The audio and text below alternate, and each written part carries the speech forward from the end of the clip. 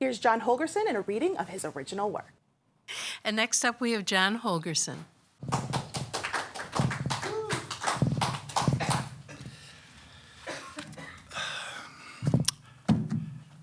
I believe that if you are involved in the arts, whether you are an artist, a writer, a poet, an actor, a singer, a songwriter, if you're involved in the arts, there are times when you are called upon to exercise a responsibility to speak out when something that you feel is worth speaking out about has a value.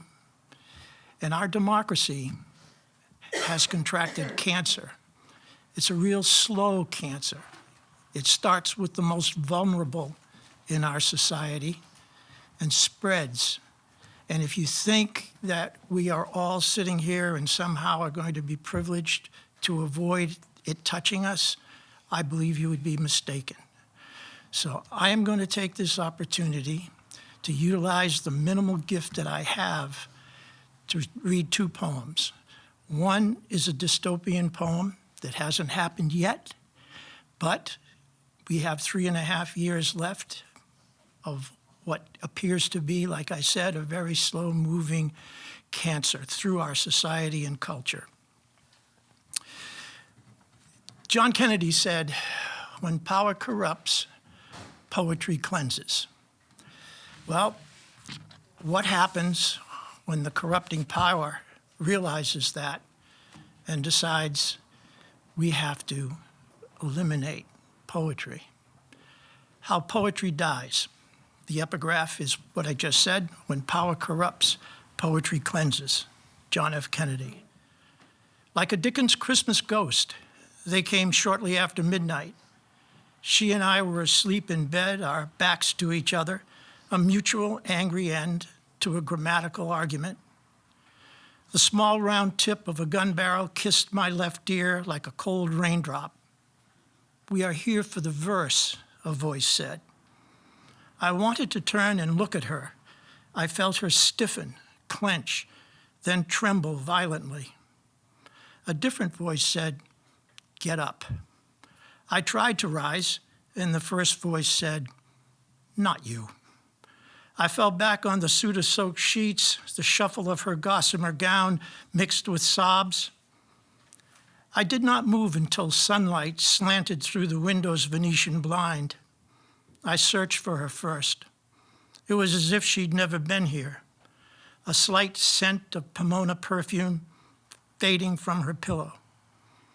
All the poetry books with their universal connections of humanity were gone, declared treasonous by the government, ordered to be seized and destroyed. And when present, even the muse. As I said, that was an Orwellian look into a possible future. This is more a report on current events. I read a poem called "Warning" by the late Canadian poet Leonard Cohen, and it inspired me to write this poem, which is also called "Warning." If your neighbor disappears, oh, if your neighbor disappears, the Hispanic man from Venezuela who helped you paint your house, or the young woman who babysat your children dressed proudly in that rainbow-colored blouse. If your neighbor disappears, oh, if your neighbor disappears, don't ask what happened to the multi-tatted black man who lived on your block, or the foreign college student with whom you like to talk. Beware of the men wearing balaclavas who cruise our streets each day. They have a plan you can't ignore, or else there'll come a tapping, rapping, pounding on your door when your neighbor disappears. When your neighbor disappears. Thank you.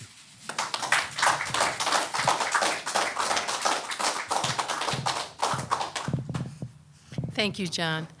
I love dystopian stuff, so thank you.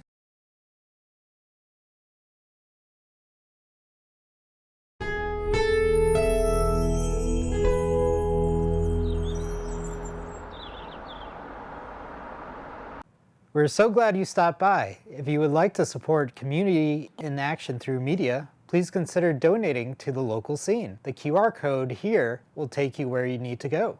Thanks, friend.